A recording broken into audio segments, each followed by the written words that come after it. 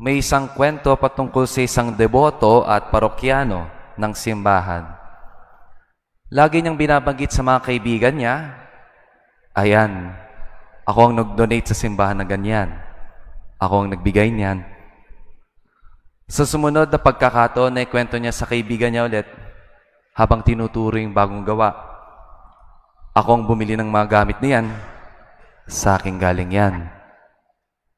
Sa sumunod na pagkakataon, nasabi niya ulit sa kaibigan niya, ako yung nagpaayos ng magandang altar na yan, sa akin galing yan.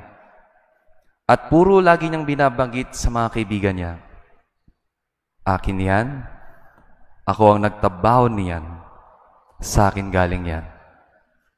Ang tanong, nasaan ang Diyos dyan?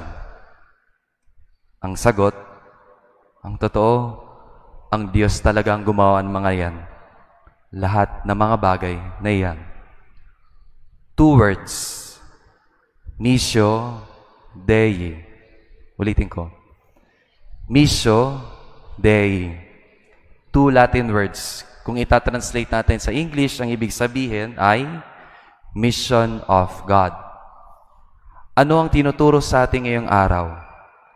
Everything is work of God. Lahat ng mga bagay, ang Diyos ang gumawa. We have in today's gospel reading sa pinakadulo ng parte. This is the work of God, that you believe in the one He sent. At ano ang pinakatungkulin o pinakatrabaho ng Diyos para sa atin? Ang ating kaligtasan, our salvation, na makapiling natin ang Diyos sa kalangitan. Kaya lahat ng mga mabubuting ginagawa natin dito sa lupa ay di lang dahil tayo lang gumagawa at para sa atin lang. Our work is rooted in the work of God. Our mission is grounded in the mission of God. Our service is rooted in the service of God. Nakikibahagi lang tayo sa misyon ng Diyos dito sa mundo.